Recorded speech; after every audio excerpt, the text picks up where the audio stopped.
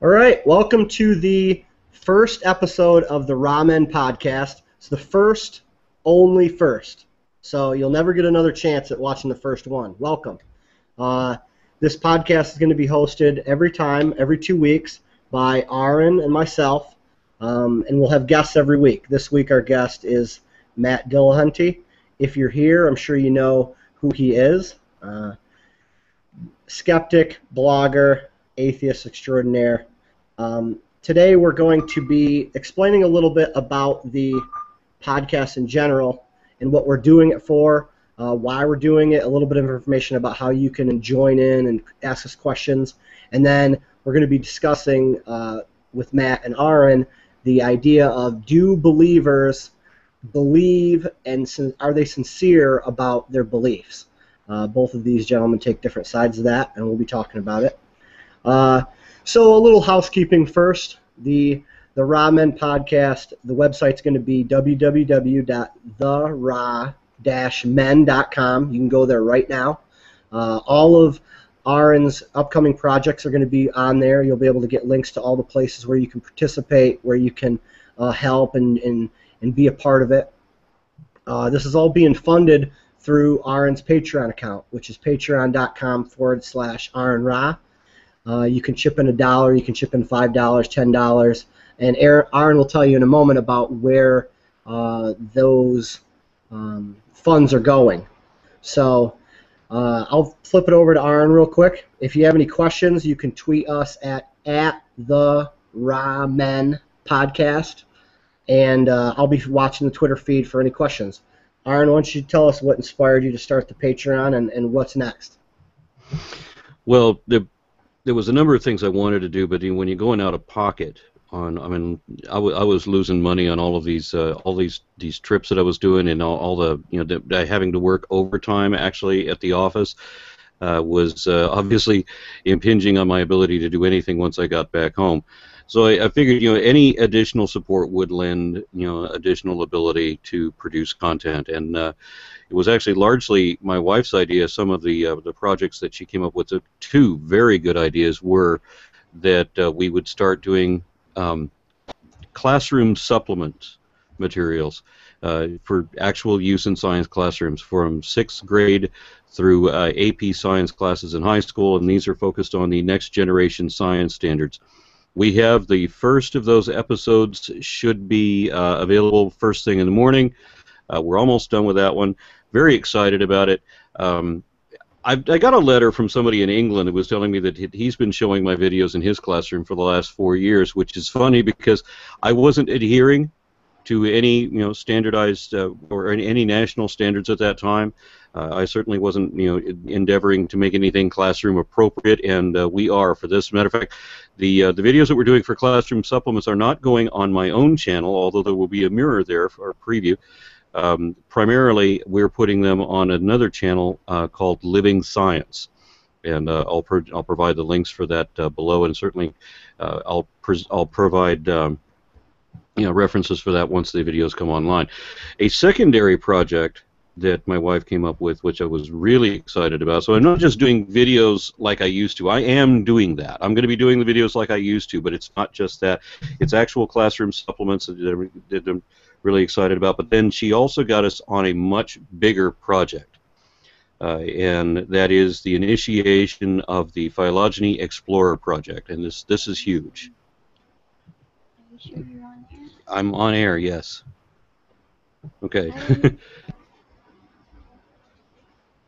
Okay, we're getting comments that it's not streaming. Do we have any way of confirming this? Yeah, it takes a little time to get caught up. It actually just started. So for the people that are watching it right now, we started exactly at 10. We probably should have started a few minutes early, but I know that it's streaming now. We're about 4 minutes ahead. So what we're talking about is not showing up yet. So it's working fine.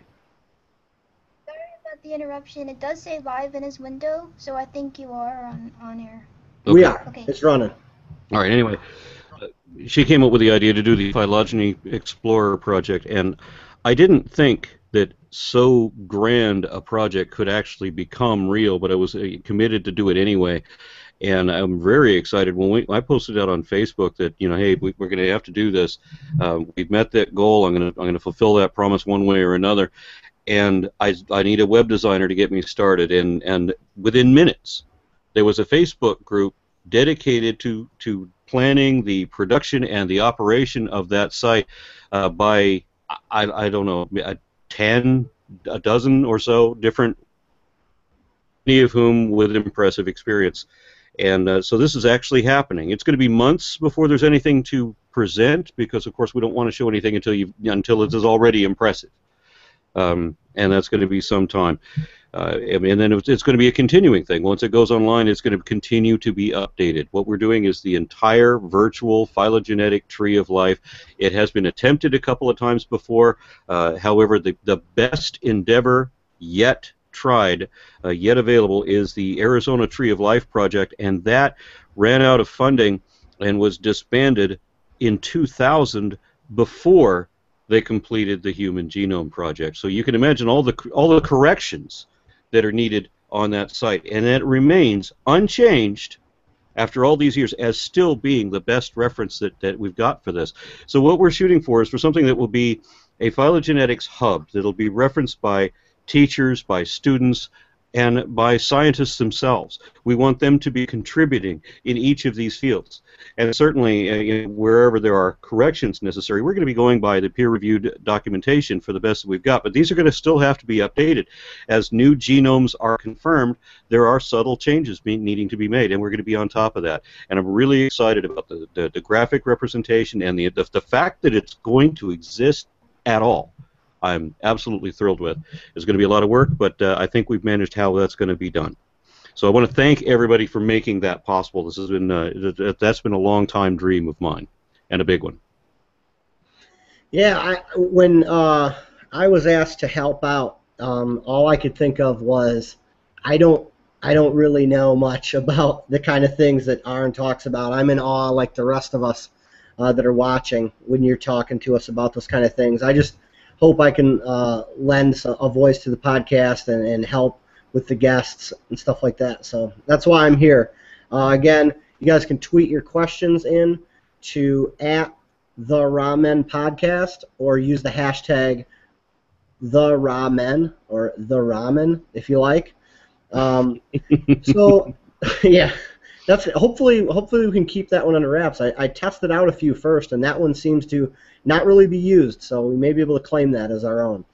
So the subject today with our guest, Matt Dillahunty, is going to be, do the religious people of the world, do they in general feel sincere about their beliefs?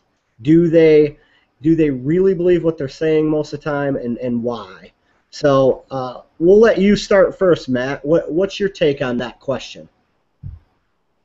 Hold on, before he speaks, I gotta say, you didn't give the man a proper introduction. For the last 10 years, he's been the primary host of the Atheist Experience TV show, and former president of the atheist community of Austin. It's Matt Dillahunty. Yeah. Here we go. Sorry, Matt. I thought no introduction needed for the most part. Well, Aaron evidently thinks a little bit less of me and a little bit more at the same time. Yeah, so I don't even know how strongly we disagree on this. It may be a matter of definitions, but my original objection wasn't quite as broad as what you guys are talking about. Are believers sincere? Well, I certainly can't speak for everyone, but when I was a believer, I was sincere. I believed what I believed, and I professed what I believed. Now, did I believe every aspect of everything? Perhaps not. Was I always accurately representing what I believed when I talked to people? I'm not sure. In some cases, there's this mesh of beliefs, and one belief may take primacy. It may be the case that while I believe in God, I may also believe that it's a good idea for me to object to something that I don't understand because this furthers my belief in God. But I'm sincere in that belief. When we originally talked about this, it was about people like Ray Comfort, where Aaron seems to be happy and comfortable saying that he's a liar. Well, I agree. Ray has been caught lying or caught talking out of both sides of his mouth on occasion. But when it comes to, for example, the fact that he says that he doesn't believe evolution and that he thinks it's a fairy tale for adults, I'm happy to take him at his word, because I think there's a difference between saying you're wrong and you're lying. And for me, the difference is intent. Honestly representing what you believe, even if it's wrong, even if you should realize that it's wrong, even if people have told you countless times that it's wrong, even if any reasonable person would agree that it's wrong, yet you still believe that it's true, at some point you can get to where any reasonable person should accept this, but all that demonstrates is that you're probably talking to someone who's unreasonable. I don't know how you can demonstrate what's going on in their head and that they're dishonest.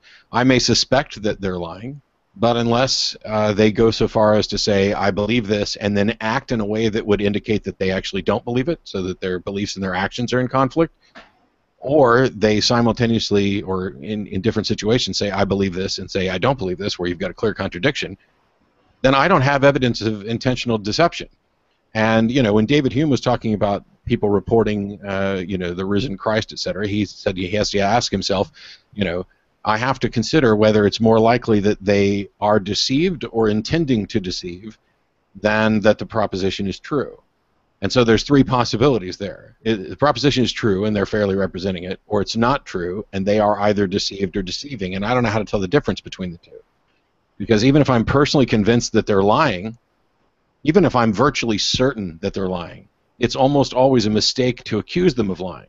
Because now you've adopted a burden of proof that you may not be able to demonstrate. Shouldn't it be enough to simply say that they're wrong and show the facts that they're wrong? Shouldn't it be enough to say that they're unreasonable, that they are refusing to accept evidence? In the debate with Cy, he called me a liar. I got him to acknowledge that that's exactly what he was doing. Because Cy is convinced that I know that God exists. Everybody. He's convinced everybody knows God exists. And my point was, okay, you think everybody knows God exists. I'm not aware of this. And you're basically claiming that you know what's going on in my head better than I do. So are you saying that I'm lying? And Cy said yes. And at that point, well, actually, long before that point, it was no longer worth responding to him. But at that point, it was definitely not worth responding to him because I know that he's wrong about this. I know what I'm aware of. I know what I believe, and I know what I don't believe. And to me, it's kind of like going up to someone who's gay and saying, I know you're really straight. As if, you know, you got into their head. You're just faking it. You're just putting on airs. You want, I don't know, you want to be persecuted like the gays. So not being able to get into somebody's head, I can't really know that they're lying. And I think it's a mistake generally to claim that they are unless you have really good evidence of a specific lie. When we speak in generalities about believers are lying about what they believe, there are aspects of lies. There are aspects of the protective mechanism that they build around them that could be viewed as lying, but just to say that they are simply lying about what they believe, I don't know how you can justify that. Well, I don't want to be unfairly misrepresented, and not that you would ever do that intentionally, but I'm not saying that all of these people are necessarily lying. I'm questioning the sincerity of their belief, and you alluded to that when you mentioned something about the structure that they build around their mind. The first times that I started arguing with apologists, they started explaining to me what they called the armor of God and the helmet of truth or whatever, all this Bible man nonsense that they came up with. But all that meant by their description was steeling your mind against reason, against being convinced not to believe. You had to believe. That's the ultimate priority. And then however you can rationalize or justify that was secondary. And it was also a priority that they not be put in a position where they had to question those beliefs. So you and I were both in a movie wherein the producer of this film described his own position as one of delusion, wherein all the evidence points to A, and he's going to believe B. And I don't know, how do you classify that? Is that being unreasonable? What is that? When you know that somebody else has got the goods on an argument, and then what are the defenses that they come up with? Well, if my position is religious, then yours is religious too. Right? There's always equivocation, there's always projection, or they start rationalizing. Well, you can't prove everything that you know. So there's if there's something questionable in your opponent's position, that means that it's okay if everything is questionable in your own position. And this is again, it's an imbalance. But the test for me was when people want to challenge me on, theology or whatever, they want to debate religion with me, and I say that I can prove certain aspects of what I say. When I say something, there's demonstrability to it, whereas in the religious perspective, it's just an assertion. And they often tell me that I can't prove evolutionism. And I say, well, yeah, I actually can. We've dropped the ism off of it, and then I can do that. And then I set up a situation where if they'll just follow through the questions so that I can reason with them, I know that the first response is going to be to simply close their mind to anything I say, any evidence I present. They'll simply say, that doesn't prove anything, and they don't even have to know what the evidence is to dismiss it. They don't even have to have actually heard it. They could put their hands over their ears, and then when they see my lips stop moving, they could then hand swipe and say, well, that doesn't mean anything. That's just the way that God did it. But when I put them in a situation wherein I offer to prove to their satisfaction, for example, that evolution is a reality, a demonstrable truth, if you would, then I get hesitation. I get outright denials in most cases. The few times that I've actually gotten somebody to take that challenge, there's always a game, and then when they realize that game doesn't work, they flee. And there's only been one notable exception, and that is that not everybody is being completely dishonest in what they believe. I wasn't dishonest in what I believed when I believed it, but then I didn't believe on faith. I believed because I had bought into what all my parents and tutors and teachers and babysitters and everybody had told me was conclusively proven scientific fact, and I had to grow up and started investigating this to realize that it wasn't. When these people find that their beliefs are going to be changed, then you hear the old slogans that, if believing is wrong, I don't want to be right. And well, these may be what the facts are, but I prefer to believe this. Or they tell me that, how could I believe what I believe when they believe something so much happier? Wouldn't you rather believe what I believe? As if it's a choice of ice cream. How can I just choose one day to be like Lindsay Lohan did when she was dating that Jewish girl? She said she was going to change her religion. She was Catholic, and then she's going, not currently, but going to change her religion next month so that she will then be a Jew. So that today, what she believes today, she will next month consider to be a heresy, and what she currently considers to be a non-Christian damnable religion, she will adopt as truth. And this is she plans to do a month from now. This is not a sincere belief. They don't believe what they believe the same way that I believe what I believe. If me and a young Earth creationist both come up to a time machine, we get a TARDIS in front of us, and we are going to set that thing for 10 million years ago, I have a very good idea what I'm going to see. And I suspect that young Earth creationist knows what he's going to see too. And so he starts making excuses, and that's what I'm talking about. They know that what they believe is a matter of pretend. It is literally make-believe, and it has to be, or faith wouldn't be required. And that's my position. Well, my position is similar to Matt's, where I think that a person could, in some ways, be using lies or using things that they aren't entirely sure are true to them to protect their greater belief system. I mean, like when they're listening to you talk about evolution, and they're like, those things do sound like they're disproving what I'm saying, and you ultimately disprove them, but their base is unshaken because it's somehow protected from their outside. That's not exactly what Matt said, but that's kind of how I think a lot of it goes. Even if they discover something and they start to think that a portion of it is fake or false, they may continue to ratify and fortify those thoughts to protect the underlying basis of their belief system. So if I can go ahead and address some of the stuff Aaron said, because I don't know how far apart we actually are, or if we are.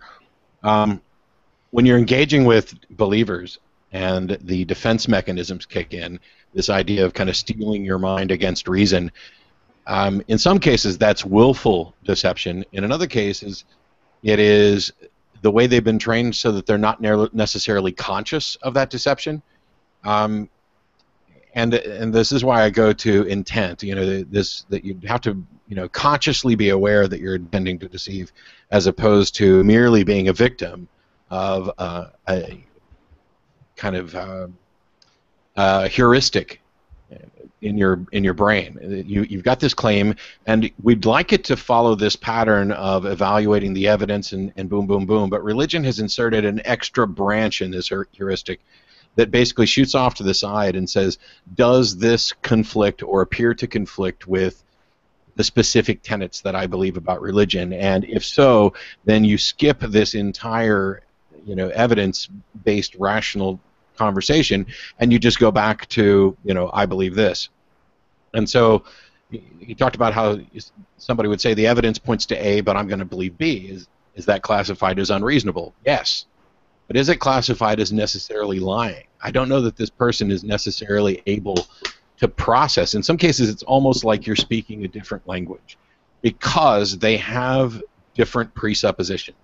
If you already have as a presupposition the idea that there is a God who created everything, who's magical, who can serve as an explanation for anything, then that's not surprising to me that people would, when faced with the evidence of evolution, would say stuff like, well, that doesn't prove anything.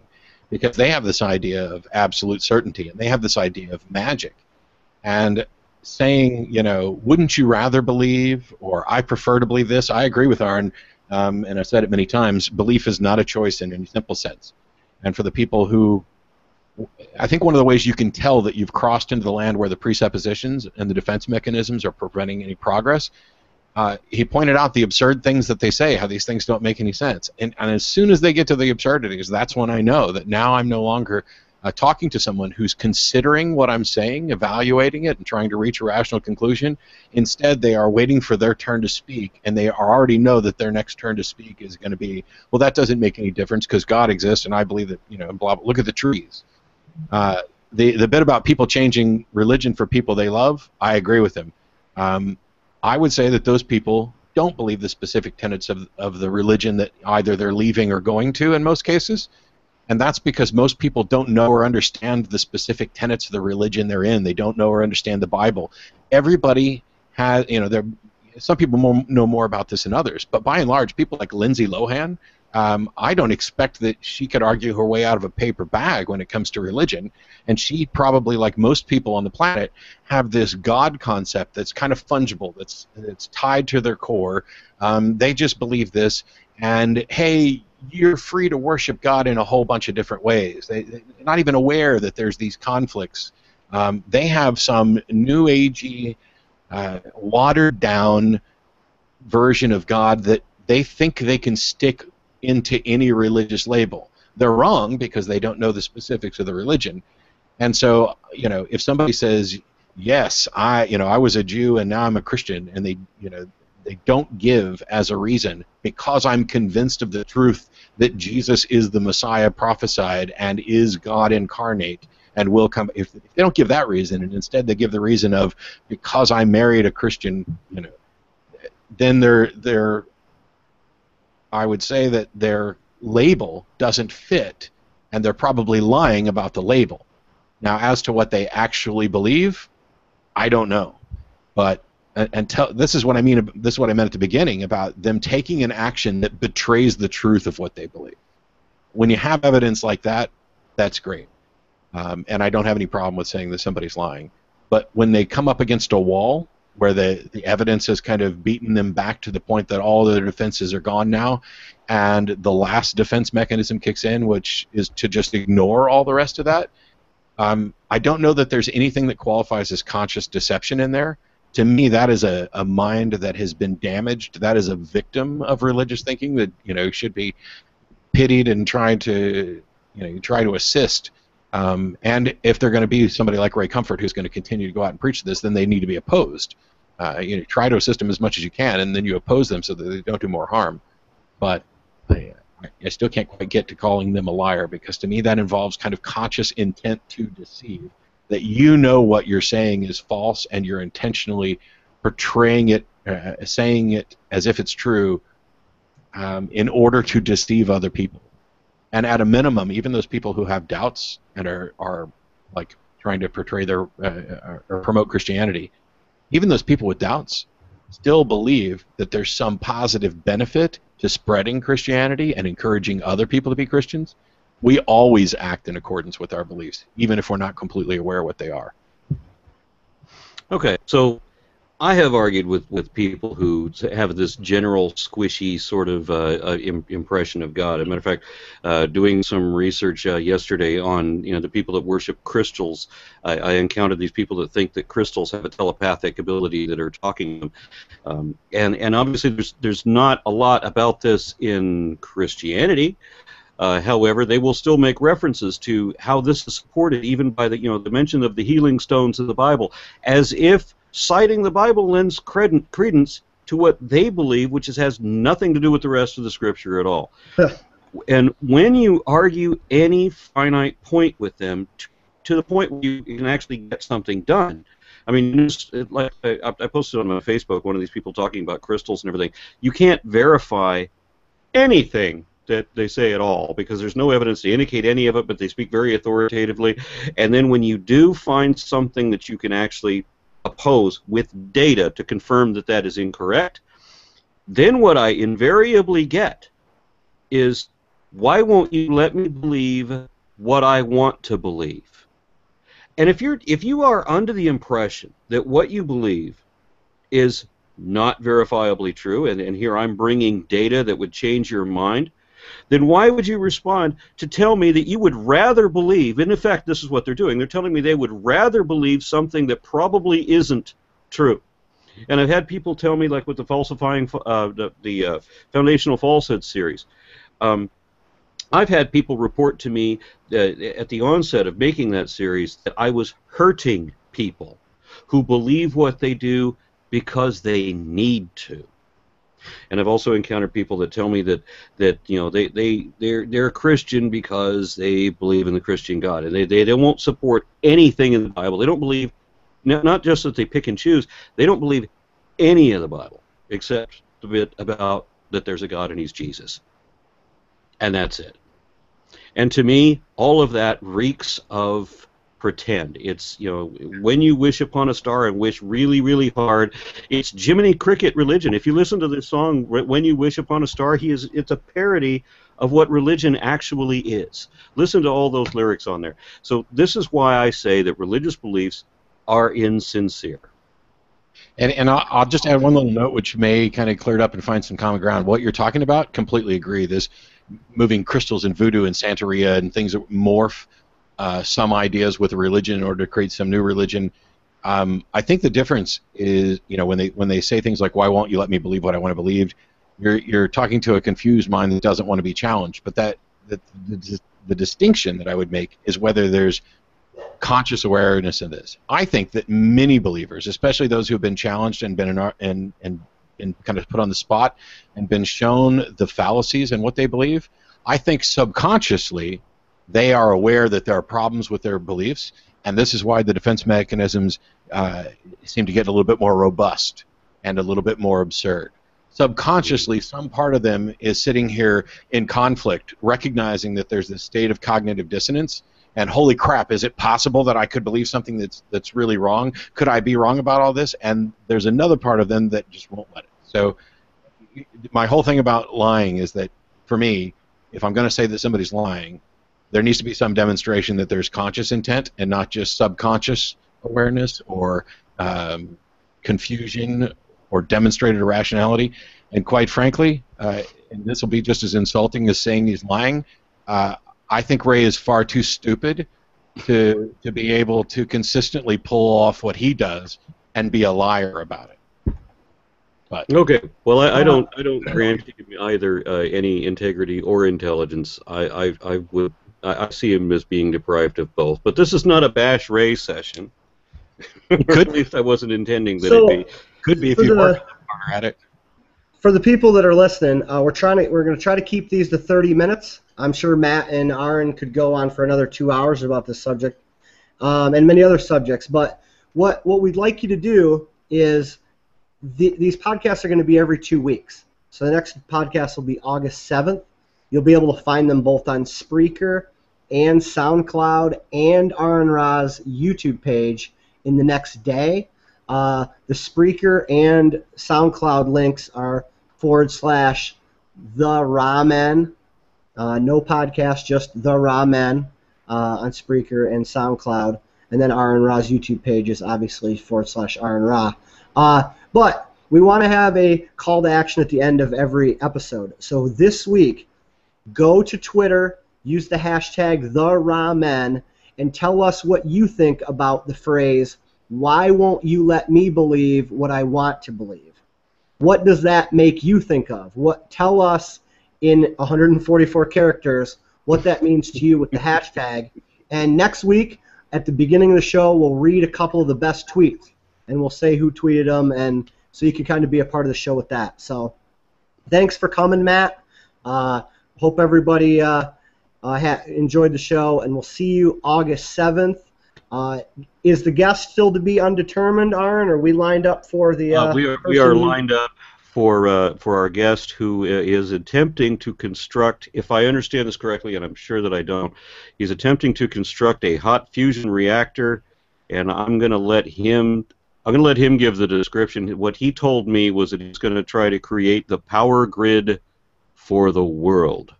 Oh, there you go. That should be a good show. Hopefully we can squeeze that into 30 minutes. We did have a few questions that we didn't get to. We'll try to do better at getting into the questions. We'll answer those questions. Aaron can answer them on Twitter. The few that we've had. We had a couple on there, Aaron, if you want to check them out. Thanks for coming, Matt, and we'll try to have you back on the show soon. Sure, thanks for having me. I told Aaron there's no way we could do this in 10 minutes, and and just for note, my own Patreon channel is going live tomorrow. It's Atheist Debates, and so I'll have more information, so watch for notes on Twitter and Facebook.